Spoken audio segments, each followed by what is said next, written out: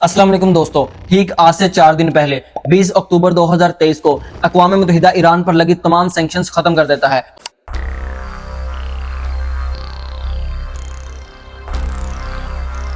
और अब ईरान अपने तमाम weapons including missiles and rockets trade कर सकता है चाहे जिस मर्जी कंट्री के साथ, जबकि वर्ल्ड वॉर 3 सर पे खड़ी।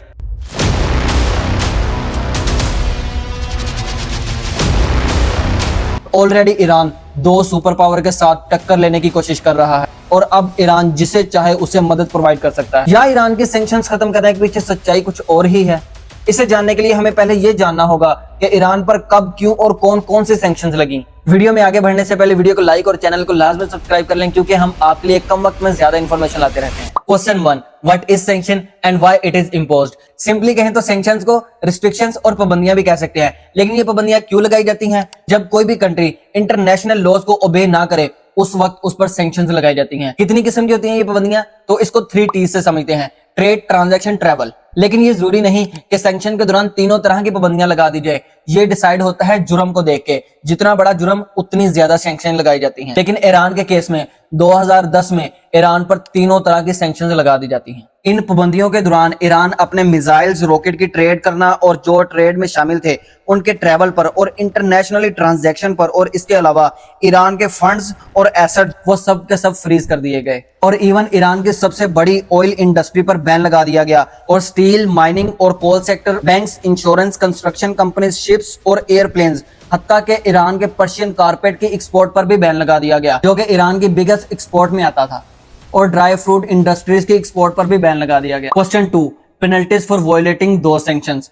जितनी सख्त पाबंदियां थी उतनी ही सख्त इस पर पेनल्टी लगाई गई। जो कोई भी ईरान के साथ ट्रेड करता या किसी किस्म का बिजनेस करता पकड़ा गया, चाहे वो अमेरिकन हो या कोई और, उसको $1 मिलियन पेनल्टी के तौर पर पे करने पड़ेंगे और इसके अलावा 20 साल तक उसको जेल भी काटनी पड़ सकती है। इन सैंक्शंस को लगे मोर देन 40 इयर्स हो चुके हैं। जब 1979 में ईरान में इस्लामिक रेवोल्यूशन आया और आयतुल्ला खमीनी सुप्रीम लीडर बने, और इसी रेवोल्यूशन के दौरान अमेरिका के एम्बेसी को तबाह कर दिया गया और अमेरिका के स्टाफ को 1 साल तक बंदी बना के रखा गया। और इस वक्त सबसे पहली दफा ईरान पर पाबंदियां लगाई गई और अमेरिका ने ईरान के बिलियंस ऑफ डॉलर फ्रीज कर लिए।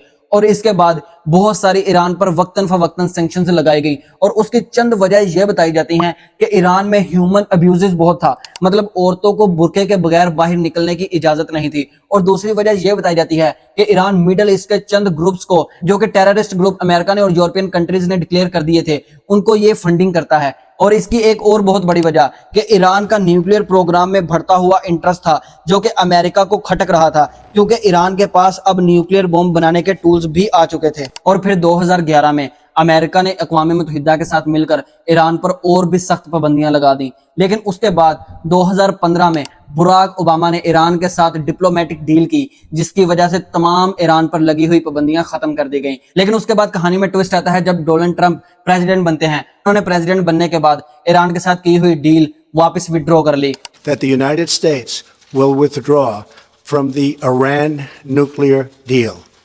और इस डील के विड्रॉ होने के बाद तमाम पाबंदियां जो कि पहले लगी हुई थी ईरान पर, वो वापस फिर दोबारा ईरान पर लग जाती हैं। और फिर उसके बाद अब 20 अक्टूबर 2023 को ईरान से वापस सब पाबंदियां खत्म कर दी जाती हैं। Question 3, reason of removing sanctions. इस वक्त जबकि दुनिया की सूरत हाल काफी क्रिटिकल है और थर्ड वर्ल्ड वॉर सर पे खड़ी है और जिसमें ईरान एक इंपॉर्टेंट रोल अदा कर रहा है, और ईरान जैसी कंट्री जो कि शुरू से ही अमेरिका, यूरोपियन कंट्रीज और इसराइल की आंख में खटक रही हैं, इस पर इस वक्त सैंक्शन खत्म क्यों की गई? ये एक काफी बड़ा क्वेश्चन मार्क है, क्योंकि ईरान इनके ओपोनेंट को सपोर्ट कर रहा है। तो इस वक्त अक़वाम मुत्तहिदा ने ईरान के सैंक्शंस क्यों खत्म कर दी? और इसके पीछे एक रीजन ये भी हो सकती है कि ईरान से कोई सीक्रेटली डील की गई हो कि ईरान को पैलेस्टीन और इसराइल वॉर से दूर रखने के लिए उससे सैंक्शंस खत्म कर दी गई हो। ये एक प्रोबेबिलिटी बनती है, क्योंकि ईरान ही ऐसा मुल्क था जो कि खुल्लम खुल्ला पैलेस्टीन की हिमायत कर रहा था और इसराइल के ओपोनेंट में खड़ा था। और ईरान ही ऐसा मुल्क था जिसकी वजह से इसराइल गजा पर इन्वेजन करने से रुका हुआ था। और ईरान ने इसराइल को धमकी दी हुई थी कि अगर आपने गजा पर इन्वेजन करने की कोशिश की तो हम आप पर हमला कर देंगे, क्योंकि ईरान एक काफी तगड़ा ओपोनेंट है। इसी वजह से इसराइल भी इस बात से डर रहा था। इसी वजह से इसराइल गजा पर इन्वेजन नहीं कर रहा था, क्योंकि इसराइल इस बात से डर रहा था कि अगर उसने गजा पर जमीनी हमला करके इन्वेजन करने की कोशिश की तो वहां से अगर ईरान ने हमला बोल दिया تو ہمارے لیے کافی مشکل صورتحال بن جائے گی. یہ ایک وجہ ہو سکتی ہے کہ ایران کا منہ بند کروانے کے لیے ایران پر 40 سال پہلے سے لگی ہوئی سینکشنز کو ختم کر دیا گیا. یہ تو رہا میرا اوپینین، اور آپ کا اوپینین میرے سے ڈیفرنٹ ہو سکتا ہے، اینڈ آئی ریسپیکٹ دیٹ. اور اپنی رائے کا اظہار کمنٹ میں لازمی کریے گا، لیکن ان گڈ ورڈز. اور اس سے پہلے میں نے ایلینز کی ریالٹی پر ایک ویڈیو بنائی ہے کہ ہمیں کس طرح بے وقوف بنانے کی کوشش کی جا رہی ہے، وہ یہاں آ رہی ہوگی، کلک کر کے آپ دیکھ سکتے ہیں. اور یہاں افغانستان کے پارٹ 1 اور پارٹ 2 آ رہا ہوگا، اسے بھی کلک کر کے دیکھ سکتے ہیں. امید کرتا ہوں اس ویڈیو سے آپ لوگوں کو ضرور کچھ نیا جاننے کو ملا ہوگا. اگر نیا جاننے کو ملا تو ویڈیو کو لائک اور چینل کو سبسکرائب کر لیں، اور بیل آئیکن کو بھی آل پہ سیٹ کر لیں، اور لازمی ایک جگہ پہ شیئر کر دیں، کیونکہ اس سے آپ کا تو کچھ نہیں ہوتا لیکن ہمیں بہت موٹیویشن ملتی ہے. ہم سیکھیں اور سکھائیں. ملتے ہیں ایسی ایک نیو انٹرسٹنگ ویڈیو میں. اللہ نگہبان.